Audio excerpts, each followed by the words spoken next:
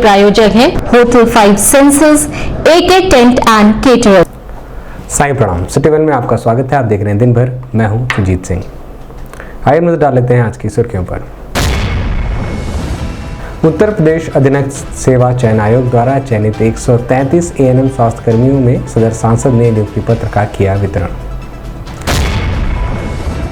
परिवहन मंत्री दयाशंकर सिंह ने कहा, बहुत जल्द लंबी दूरी के लिए इलेक्ट्रिक बसों का मुख्यमंत्री योगी आदित्यनाथ के कर कमलों द्वारा होगा शुभारंभ। प्रधानमंत्री व मुख्यमंत्री आवास योजना के तहत लगभग 70% कार्य पूर्ण। आगामी माह तक लक्ष्य के सापेक्ष पात्रों को मिलेगा योजना का लाभ। सपा व आप गठबंधन पर बोले सदर सांसद रविकिशन। कहा, आगामी लोकसभा चुनाव में 400 सीटें जीतकर भाजपा केंद्र में बनाएगी सरकार। एडीएम फाइनेंस ने दी जानकारी। कहा, मानसून व बाढ़ से पूर्व जनपद के सभी तटबंधों की मरम्मत निरीक्षण का कार्य पूर्ण। डीएफओ ने दी जानकारी। कहा, जनपद में अवैध कटान पर पूर्णतया रोक। वन विभाग लगातार संसाधनों व उपकरणों के माध्यम से कर रहा निगरानी। अमृत सरोवर योजना के तहत जनपद के प्रत्येक ग्राम पंचायत में बनाया जाएगा एक अमृत सरोवर। सीपीआर ने जानकारी। कहा, यात्रियों की सुरक्षा व संरक्षा के लिए रेलवे कटिबद्ध। अनियंत्रित रोडवेज बस व टैंकर में भिड़ंत। 1 दर्जन यात्रियों को आई मामूली चोटें। डीपीआर ने दी जानकारी।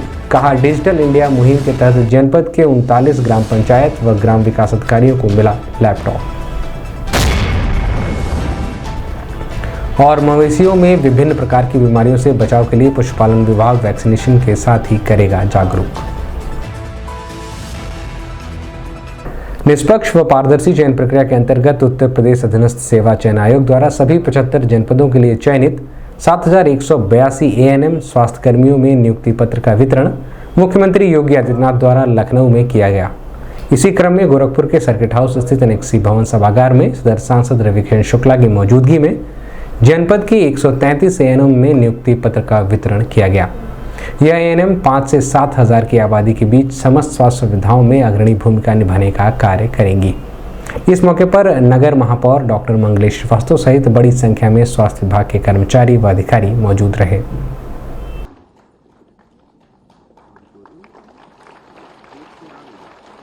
सोनम सिंह सिसोदिया,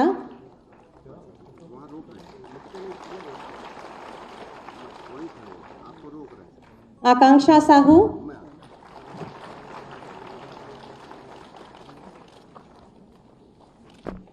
शेख संजीदा बानो,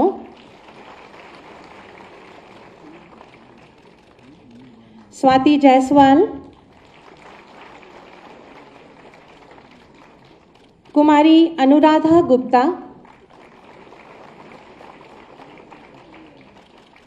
स्नेहा सागर,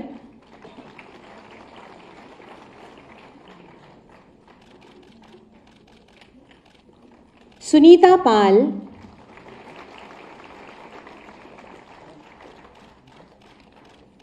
चित्रांशी श्रीवास्तव,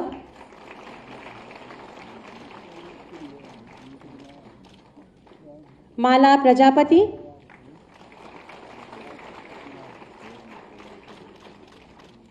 प्रियंका भारती,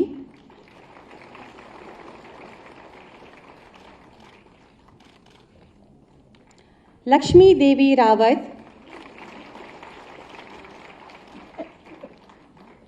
निशा गौतम,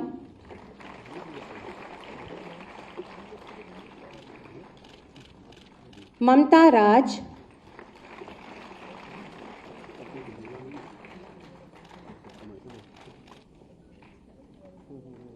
कोमल वर्मा,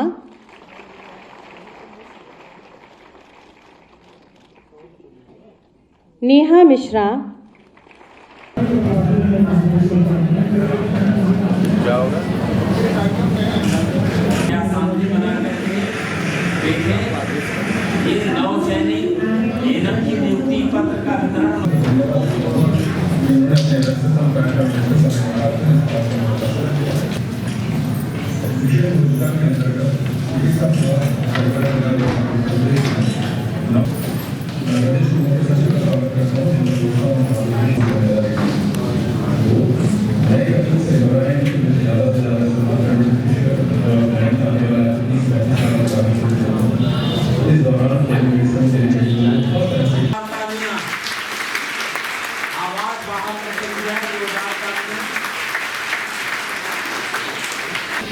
अनुराधा मौर्य, साधना राय,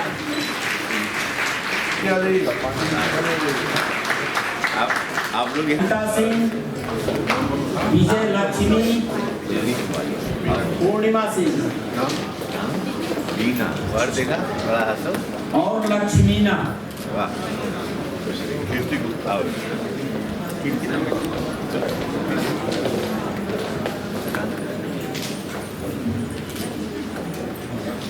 स्माइल करो स्माइल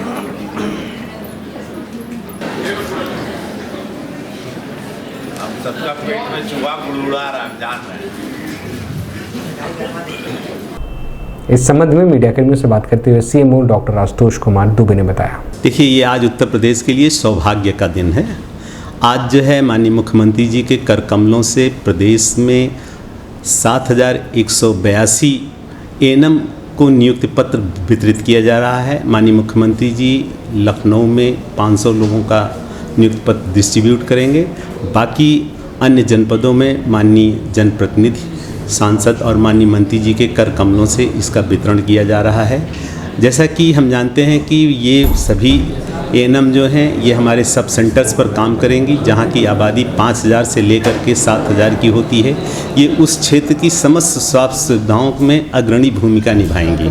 तो एक तरह से ये पूरी तरह से अधिक कार्यक्रम है और पूरी पारदर्शिता के साथ, जैसा कि हमारी सरकार की नीति है, पारदर्शिता होगी, जीरो टॉलरेंस की नीति होगी, उसका पालन के तहत इसीलिए जो है यह मामला माननीय न्यायालय में गया, वहाँ से भी सभी लोग चयनित होकर के आई हैं। उसी क्रम में आज यहाँ जो है माननीय सांसद जी और हमारे महापौर जी के कर कमलों से 133 अभ्यर्थियों को नियुक्ति पत्र वितरित किया जाएगा और यह गोरखपुर के लिए गौरवमयी और गरिमापूर्ण दिन होगा, जहाँ पर नए बच्चे ज्वाइन करेंगे और ये चिकित्सीय सुविधा में अभूतपूर्व सुधार करेंगे। गोरखपुर पहुंचे परिवहन मंत्री दयाशंकर सिंह ने सर्किट हाउस स्थित सभागार में कार्यकर्ताओं व पदाधिकारियों से मुलाकात कर विभिन्न विषयों पर चर्चा की। चर्चा के दौरान उन्होंने बताया कि यातायात व्यवस्था को सुचारू रूप से संचालित करने के लिए परिवहन विभाग लगातार प्रयासरत है।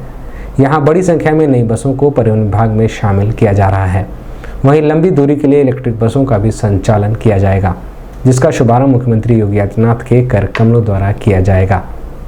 इस मौके पर भाजपा प्रदेश उपाध्यक्ष एमएलसी डॉक्टर धर्मेंद्र सिंह, क्षेत्रीय उपाध्यक्ष विश्वजीत सिंह आंसू, युवा मोर्चा के क्षेत्रीय अध्यक्ष रणजीत राय बड़े सहित अन्य लोग मौजूद रहे। इस संबंध में मीडिया कर्मियों से बात करते हुए प्रदेश सरकार में परिवहन मंत्री दयाशंकर सिंह ने बताया। देखिए, 2025 तक 7,000 नई बसें आएंगी। अब तक हम जो है 2300 बसें नई ले आ चुके हैं और सबसे लास्ट वाला ना महाकुंभ तक 7,000 नई बसें हमारी बेड़े में शामिल हो जाएंगी। प्रत्येक बरस 2,000 बसें नई हम खरीदने जा रहे हैं। गोरखपुर में इलेक्ट्रिक बसों का भी बढ़ाना है, क्या कुछ है? अभी देखिए, नगरीय क्षेत्र में इलेक्ट्रिक बसें चल रही हैं और भी इसकी सीमाएं बढ़ाई जा रही हैं। अभी नई बसों की खेप यहाँ आने वाली है और यहाँ से लंबी दूरी के भी इलेक्ट्रिक बसें अब हम चलाने जा रहे हैं। कुछ दिन के बाद माननीय योगी जी से उसका जो है हरी झंडी दिखा करके पूरे प्रदेश में अब इलेक्ट्रिक बस लंबी दूरी की अभी हम अब संचालित करने जा रहे हैं। 200 नई बसें इलेक्ट्रिक हम ले आने वाले हैं और उसमें माननीय मुख्यमंत्री जी से वो समय लेकर के और पहले गोरखपुर से ही उसको प्रारंभ किया जाएगा। क्या उम्मीद है कब तक ये संचालन होगा? अब उसकी प्रोसेस में आ गया है। अब प्रोसेस से उसको जब बसें आ जाएंगी, क्योंकि अभी क्या है, क्यों नगरीय क्षेत्र में इलेक्ट्रिक बसें चल रही हैं और अभी लंबी दूरी वाली नहीं चल रही हैं, लेकिन अब हम लंबी दूरी पर भी बसें अब इलेक्ट्रिक चलाने जा रहे हैं। उसके लिए चार्जिंग पॉइंट अपने डिपो में बना रहे हैं। अभी कुछ बसें जो है कटारा स्थिति में है, उनकी स्थिति सही नहीं है, तो उसको लेकर क्या? अब जो पुरानी बसों को निकाल रहे हैं उसके जगह पर नई बसें आ रही हैं। थोड़ा कंडक्टर की हमारे यहाँ जो है दिक्कत है और भर्ती गोरखपुर में भी हमने भर्ती शुरू किया था, लेकिन जो भर्ती जितने तेज़ी से होनी चाहिए थी नहीं हो पाई। इसके कारण थोड़ा सा दिक्कतें आ रही हैं हमारी बसों को चलने में, लेकिन हम जल्द जो है परिचालकों की भर्ती करके इस कमी को हम दूर करेंगे। संविदा कर्मियों के रूप में भर्ती करें, नहीं, आउटसोर्सिंग के माध्यम से हम भर्ती करें। 4,000 आउटसोर्सिंग परिचालकों की भर्ती के लिए हमने पिछले मई में अध्यादेशन किया था, जिसमें अब तक मात्र 1400 लोगों की भर्ती हो पाई है। इसलिए थोड़ी दिक्कत आ रही है और भी हमको जो है और भी संविदा परिचालक की आवश्यकता है, तो अब हम और भी फिर से टेंडर कर रहे हैं और इस बार हम बहुत जल्द जो है सबकी भर्ती करेंगे। केंद्र सरकार की महत्वाकांक्षी योजना प्रधानमंत्री आवास योजना के तहत जनपद में 9,069 आवास बनाने का लक्ष्य दिया गया है, जिसमें पात्रों को पहली किस्त पंचायती राज विभाग द्वारा जारी कर दी गई है। वहीं दूसरी किस्त के लिए मात्र 130 आवास के पात्रों को जारी करना है। साथ ही तीसरी किस्त की बात करें तो लगभग 75% लक्ष्य के सापेक्ष प्राप्ति की जा चुकी है। वहीं बरसात को देखते हुए जुलाई के अंत तक बचे हुए कार्य को भी पूरा कराने का लक्ष्य दिया गया है।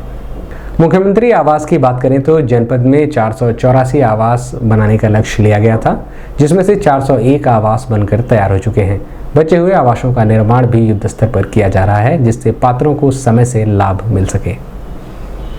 इस संबंध में मीडिया कर्मियों से बात करते हुए सीडीओ संजय कुमार मीणा ने बताया, प्रमुख तौर पर जो शासन द्वारा अभी योजनाएं चलाई जा रही हैं, उसमें सबसे इम्पोर्टेंट पहले जो है प्रधानमंत्री आवास योजना है, जिसके तहत हम लोगों को 9,069 आवास बनाने का लक्ष्य मिला था, जिसमें से हम लोगों ने सभी को फर्स्ट किस्त जारी कर दी है। सेकंड इंस्टॉलमेंट हमारा 98% आवासों को जारी हो चुका है। लगभग 130 आवास बचे हैं जिनको सेकंड किस्त दी जानी है।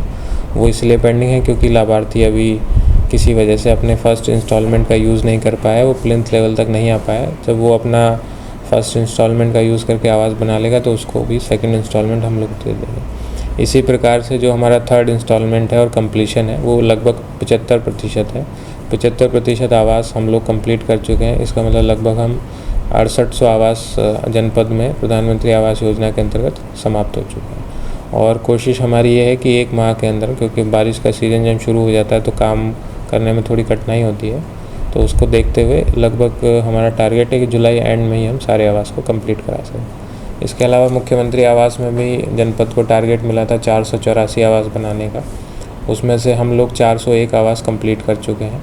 लगभग 80 आवास हमारे बचे हैं जिनको हम लोग कोशिश करेंगे कि 1 से 1.5 महीने में कंप्लीट कर लें। इसके अलावा स्वच्छ भारत मिशन में भी जनपद में कार्य हो रहा है।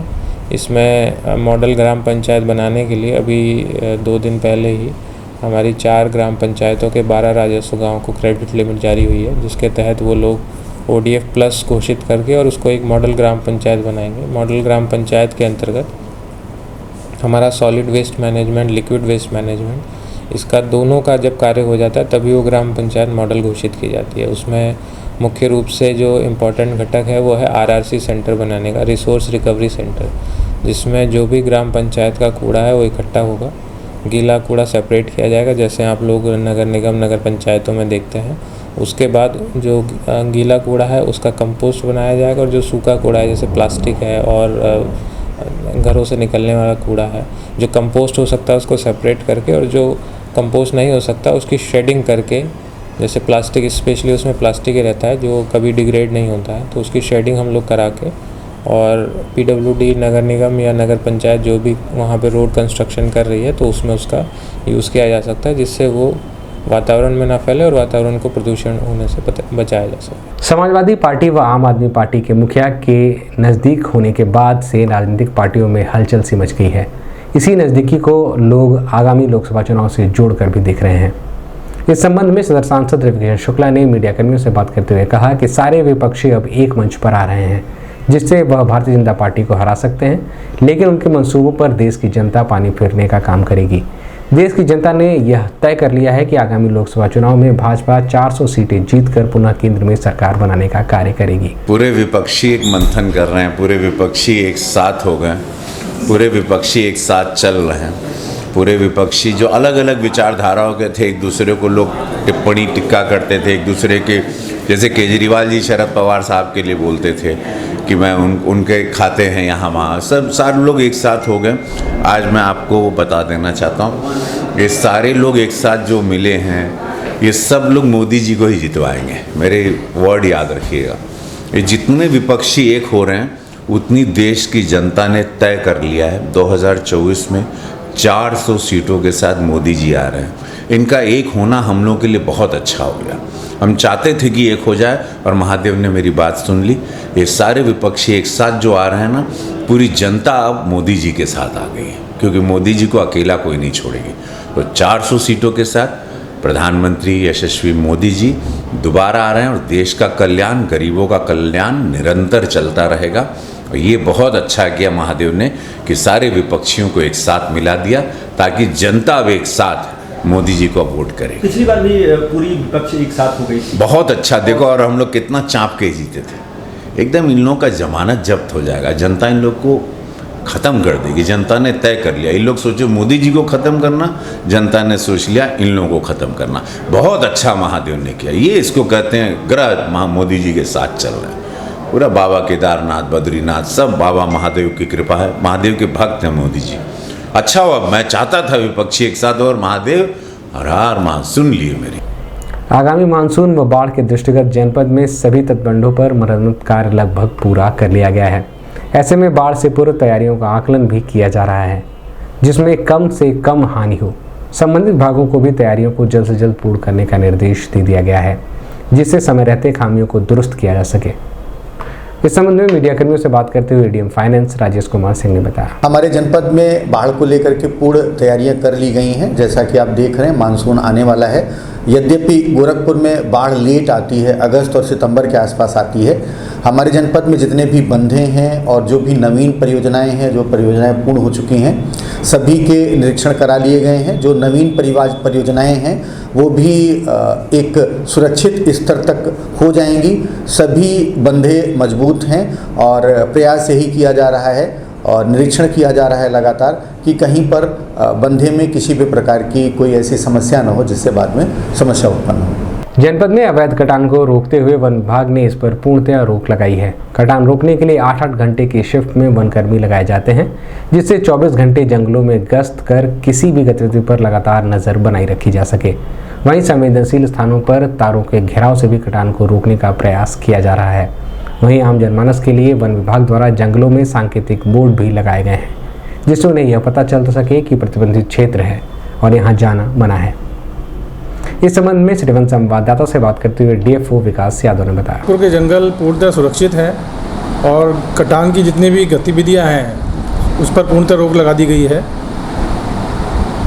हमारा जो स्टाफ है वो 24 घंटे अपनी अपनी पारी में गश्त करता है। 8-8 घंटे का उनको शेड्यूल दिया गया है। इस तरह 24 घंटे जंगल में गश्त की जाती है। जहाँ पर संवेदनशील इलाके हैं वहाँ पर हम लोग चैन लिंक फेंसिंग तारबाड़ कर रहे हैं, जिससे कि कोई भी अपराधी जंगल में प्रवेश ना कर पाए। उसके अतिरिक्त जो है जगह जगह सुरक्षा गाही खोदी गई है और जो जहाँ भी आम जनता जो जंगल में कई बार भूलकर या गलती से प्रवेश कर जाती है तो वहाँ हमें उन्हें समझाने के लिए एक बोर्ड लगाया है कि अनावश्यक प्रवेश वर्जित है। और अगर फिर भी कुछ जो आपराधिक तत्व हैं घुसते हैं जंगल में, कभी मोटरसाइकिल लेके घुस जाते हैं, कभी कुछ गलत काम करने के लिए घुसते हैं, तो उनको जो है पकड़कर उन पर जुर्माना लगाया जाता है, जेल भेजा जाता है। तो इस तरीके से हम जो है हर तरह से जंगल को किसी भी तरह के अपराध से बचाने के लिए पूर्ण कार्रवाई कर रहे हैं हम लोग। और हमारे भविष्य की योजना ये है कि जितने भी जंगल की चार दीवारी ऐसी है जहाँ से अपराधी तत्व या लोग जो है जंगल काटने के लिए प्रवेश कर सकते हैं, तो उसकी जो है चैनलिंग फेंसिंग की जाए। भविष्य में इस तरह का हम लोग प्रोजेक्ट लेके आ रहे हैं, तो इससे हमारा जंगल सुरक्षित रहेगा और कटान पर पूरी तरह रोक लगेगी। अभी वक्त है एक छोटे से ब्रेक का, मिलते हैं ब्रेक के बाद। AK टेंट एंड केटरर्स, हमारी मुख्य विशेषताएं सभी सरकारी एवं अर्ध सरकारी समारोह। हमारी खासियत रैली, चुनाव, विवाह, कथा जैसे आयोजनों को भव्यता के साथ करना। हमारे यहाँ उपलब्ध है जर्मन हैंगर वाले pandal, sound, light, LED, VIP stage, flower decoration और स्विस कॉटेज। संपर्क करें अमरीश श्रीवास्तव 9839016009 99355908। नमस्ते, मैं हूं दिया मिर्जा। आप देख रहे हैं गोरखपुर का नंबर 1 चैनल सिटी वन। आप देख रहे हैं गोरखपुर का नंबर 1 चैनल सिटी वन। हाय, मैं हूं ईशान और आप देख रहे हैं गोरखपुर का नंबर 1 चैनल सिटी वन। आप देख रहे हैं गोरखपुर का नंबर 1 चैनल सिटी वन। मैं हूं दिव्या दत्त। हेलो गाइस, मैं दिलजीत दोसांझ। आप देख रहे हैं सिटी वन गोरखपुर का नंबर 1 चैनल। हेलो एवरीबॉडी, मैं हूं कृष्णा अभिषेक और आप देख रहे हैं गोरखपुर का number 1 channel city one. Hi Manmeet, I am Hamid with Hamid bros और आप देख रहे हैं गोरखपुर का number 1 channel city one channel.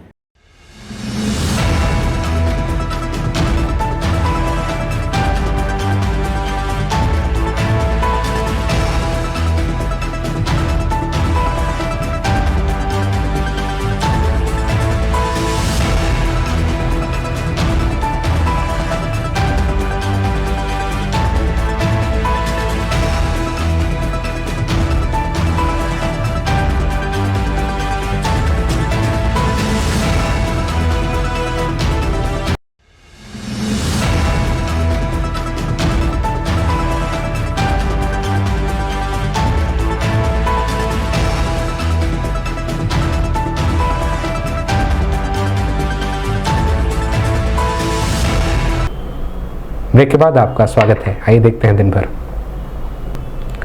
Bharat सरकार की महत्वाकांक्षी योजना अमृत सरोवर को लेकर अब नए शासनादेश के बाद प्रत्येक ग्राम पंचायत में एक अमृत सरोवर बनाने की योजना तैयार की गई है, जिससे क्षेत्र पंचायत निधि से 3 अमृत सरोवर, वहीं जिला पंचायत निधि से जनपद में 5 अमृत सरोवर बनाए जाएंगे।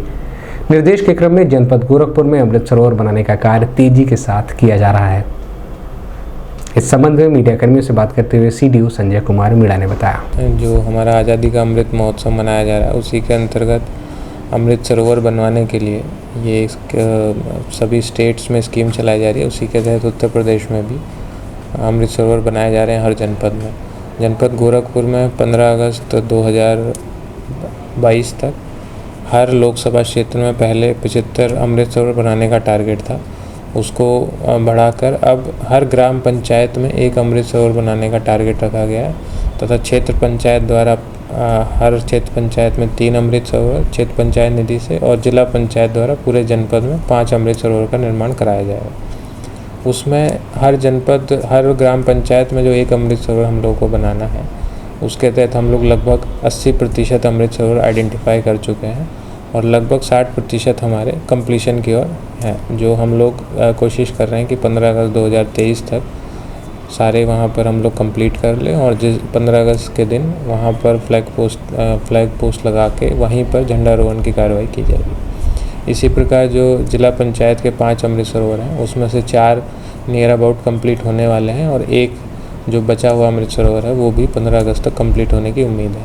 और क्षेत्र पंचायत में प्रति क्षेत्र पंचायत क्योंकि 3 अमृत सरोवर का निर्माण करना है तो यहाँ जैसे 20 ब्लॉक हैं हमारे, तो टोटल 60 क्षेत्र पंचायत के माध्यम से अमृत सरोवर बनाए जाने हैं। उसमें से लगभग 45 पे अभी करंटली काम भी चल रहा है और उम्मीद है कि वो जुलाई एंड तक खत्म हो जाएगा। पूर्वोत्तर रेलवे यात्रियों की सुरक्षा एवं संरक्षा के लिए कटिबद्ध है। ऐसे में ट्रेन दुर्घटनाओं पर प्रभावी नियंत्रण को लेकर पूर्वोत्तर रेलवे युद्ध स्तर पर रेलवे ट्रैक को सुचारू रूप से स्थापित कर ट्रेनों के आवागमन को संचालित कर रहा है। वहीं रेलवे ट्रैकों का मेंटेनेंस भी अत्याधुनिक मशीनों द्वारा किया जा रहा है, जिससे किसी भी समस्या के दौरान समय रहते उस समस्या का निस्तारण भी मौके पर ही किया जा सके। साथ ही इंजनों को भी मजबूती और उन्हें भी अत्याधुनिक संसाधनों से लैस किया गया है। वहीं ट्रेनों में HLB कोच लगाए जा रहे हैं, जिससे दुर्घटना की संभावना को कम से कम किया जा सके। इस संबंध में मीडिया कर्मियों से बात करते हुए पूर्वोत्तर रेलवे के मुख्य जनसंपर्क अधिकारी पंकज कुमार सिंह ने बताया, को रोकने के लिए पहले फेज में सभी अनमैन्ड लेवल क्रॉसिंग जितनी थी उन सभी को मैंड कर दिया गया या RUB या ROB बना दिया गया। जो मैंड लेवल क्रॉसिंग है वहाँ पर भी अक्सर देखा जाता है कि कुछ लोग बैरियर को उठाकर नीचे से जाने का प्रयास करते हैं, जिससे कई बार दुर्घटना की संभावना बनती है। तो वहाँ पर भी रेलवे एक तो जागरूकता अभियान लगातार चलाती है, साथ ही साथ जो मैंड लेवल क्रॉसिंग है उनको ROB या अंडरपास बनाकर उसको भी बंद किया जा रहा है। हर साल हम लोग टारगेटेड वे में इस पे कार्य कर रहे हैं। तो संरक्षा रेलवे की सबसे बड़ी प्रायोरिटी है और हम लोग उसको लेकर सेंसिटिव हैं। जो हमारे ऑफिसर्स हैं, जो हमारे सुपरवाइजर्स हैं, रेल कर्मचारी हैं, वो संरक्षा को लेकर सेंसिटिव हैं और इसके लिए लगातार काउंसलिंग की जाती है। और जो इंस्पेक्शंस हैं इसके लिए, चाहे वो रात्रिकालीन फुट प्लेट हो या फिर साइट पर जाकर चीज़ों को देखना हो कि एसेट्स जो हैं वो सही प्रकार से कार्य कर रहे हैं कि नहीं कर रहे हैं, इन सभी चीज़ों पे कार्य चल रहा है। और अभी रिसेंटली भी एक बहुत ही इंटेंसिव ड्राइव लॉन्च की गई है, जिसमें फिर सारी चीज़ों को जाकर इंटेंसिव तौर पर जाकर फील्ड में देखना है और संरक्षा के एक एक कंपोनेंट को सुनिश्चित करना है कि वो ठीक है, और इस पे रेलवे पूरी तरह से कार्य कर रही है। और संरक्षा हमारी जो कि हमेशा से पहली प्राथमिकता रही है, वो आगे भी पहली प्राथमिकता बनी रहेगी। बेलीपार के डबर पार के पास अनियंत्रित रोडवेज बस डिवाइडर छोड़कर दूसरे लेन में जा घुसी। वहीं दूसरे लेन में आ रही टैंकर ने बस को टक्कर मार दी। हादसे में लगभग 1 दर्जन लोग मामूली रूप से घायल हुए हैं। सूचना मिलते ही मौके पर क्षेत्राधिकारी बांसगांव सहित अन्य पुलिसकर्मी वहां पहुंचकर घायलों को अस्पताल में भिजवाया। बता दें कि रोडवेज की बस चनौली से वाराणसी की तरफ जा रही थी। इस संबंध में मीडियाकर्मियों से बात करते हुए क्षेत्रीय परिवहन अधिकारी पीके तिवारी ने बताया, इसमें जब हम लोगों को सूचना मिली 11:30 बजे तो मैं एसएम साहब और ARM राप्ती नगर तुरंत मौके पर पहुँचे और वहाँ पुलिस और जिला प्रशासन के लोग CO और SP वेस्ट साहब भी थे और हम लोगों ने वहाँ पे जाके बसें से हटवाने का और डंपर हटवाने का काम किया। जो दुर्घटना का मेन कारण जो हमारी समझ में आ रहा है वो था कि एक तरफ से रोड बंद कर दी गई थी, ब्लॉक कर दी गई थी और एक ही तरफ से डिवाइडर की एक ही साइड से वो जो है अप एंड डाउन गाड़ी जा रही थी। हमारी गाड़ी अपनी बाईं तरफ थी और बिल्कुल ठीक चल रही थी। जो वहाँ के यात्रियों ने और वहाँ के जो चस्पी और लोग थे उन्होंने बताया, तो इससे मेन जो डंपर वाला जो है बड़ी स्पीड से आ रहा था और उसने हमारे ड्राइवर साइड की तरफ बस में ठोकर मार दी। सर कितने लोग घायल हुए? उसमें मौके पर तो बताया गया कि 8-9 लोग थे, जिसमें सब चले गए थे, चंदौली डिपो बस में ट्रांसफ़र हो गए थे। 5 लोग जो जिला अस्पताल यहाँ पर गोरखपुर में एम्बुलेंस के द्वारा भेजे गए थे और उसके बाद हम लोग 3-3:15 बजे पहुँचे जिला चिकित्सालय कि उनको कुछ फाइनेंशियल हेल्प की जाए, तो वो लोग वहाँ से तब तक जा चुके थे। डिजिटल इंडिया मुहिम के अंतर्गत ग्राम पंचायतों में पेपरलेस भुगतान की व्यवस्था सुनिश्चित की जा रही है। इसी क्रम में मुख्यमंत्री योगी आदित्यनाथ के करकमलों द्वारा जनपद के 39 ग्राम विकास व ग्राम पंचायतों के अधिकारियों में लैपटॉप का वितरण किया गया है, जिसके माध्यम से ई-स्वराज पोर्टल पर ग्राम पंचायतों से जुड़े हुए सभी कार्यों का भुगतान और सेवाएं प्रदान की जाएंगी। इस संबंध में मीडिया कर्मियों से बात करते हुए DPRO शाश्वत आनंद सिंह ने बताया, डिजिटल इंडिया के मुहिम के अंतर्गत ही ग्राम पंचायतों में भी जैसा कि आप जानते हैं कि पेपर के माध्यम से भुगतान हो रहा है और बहुत सी सेवाएं जो हैं VLE के माध्यम से, जैसे कि आय जाति निवास प्रमाण पत्र, ये सब प्रदान की जा रही हैं। उसी के क्रम में माननीय मुख्यमंत्री जी द्वारा अपने जनपद के 39 ग्राम पंचायत अधिकारियों, ग्राम विकास अधिकारियों को लैपटॉप का वितरण किया गया है, जिसके माध्यम से वो ग्राम स्वराज पोर्टल पे ग्राम पंचायतों के जो भी कार्य हैं, चाहे वो जो हमारे निर्माण कार्य हैं उनका भुगतान हो या फिर जो भी सर्विसेज हैं उसको डिजिटल माध्यम से लोगों को मुहैया कराया जा सके। मवेशियों में हो रहे विभिन्न बीमारियों को लेकर पशुपालन विभाग के मुख्य पशु चिकित्सा अधिकारी डॉक्टर गिरीन्द्र कुमार सिंह की अध्यक्षता में संबंधित कार्यों एवं कर्मचारियों के साथ बैठक की गई। बैठक में बीमारियों पर पूर्ण रूप से रोकथाम व मवेशियों में वैक्सीनेशन को लेकर विस्तृत रूप से चर्चा की गई। वहीं मवेशी पालकों को विभिन्न प्रकार की बीमारियों के प्रति जागरूक करने का कार्य भी पशुपालन विभाग द्वारा किया जाएगा। इस संबंध में मीडियाकर्मियों से बात करते हुए मुख्य पशु चिकित्सा अधिकारी गिरीन्द्र कुमार सिंह ने बताया, पालकों के लिए सबसे अधिक मेरा आपके माध्यम से ये सुझाव रहेगा कि वो तुरंत हमारे हॉस्पिटल से संपर्क करके और तुरंत LSD वैक्सीन मेरे पास है उसको लगवा लें।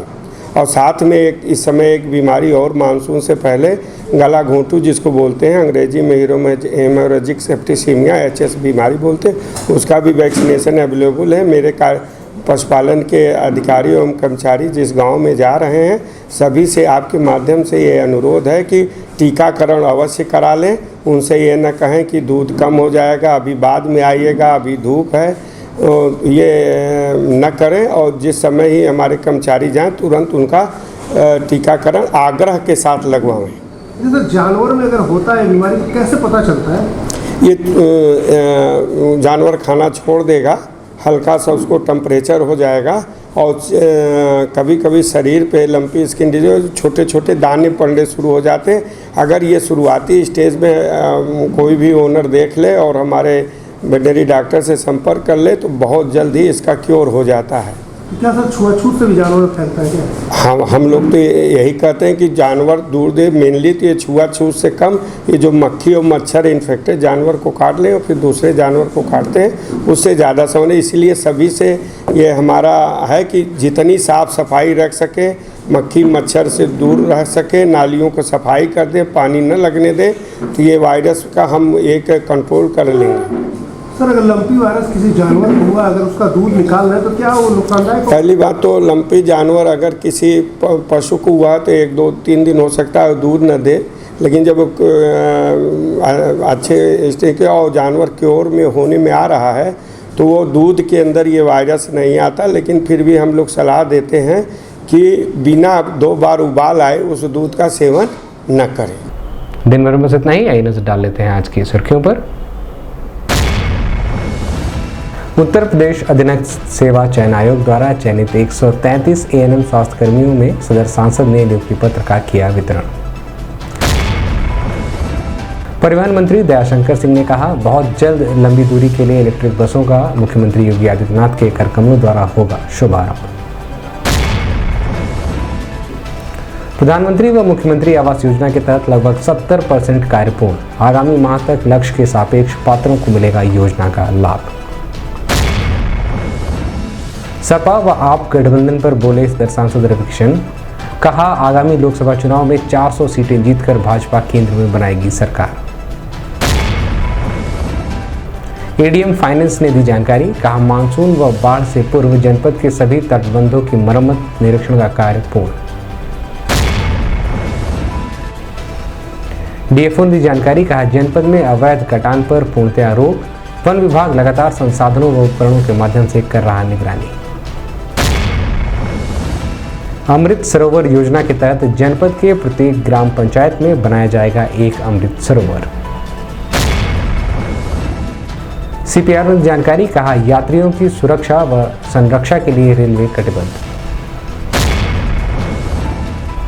अनियंत्रित रोडवेज बस व टैंकर में भिड़ंत, 1 दर्जन यात्रियों को आई मामूली चोटें।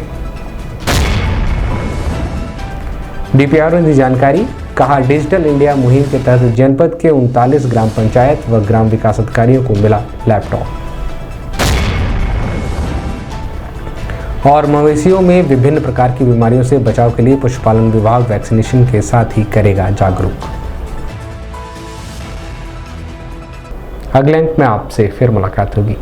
साईं प्रणाम।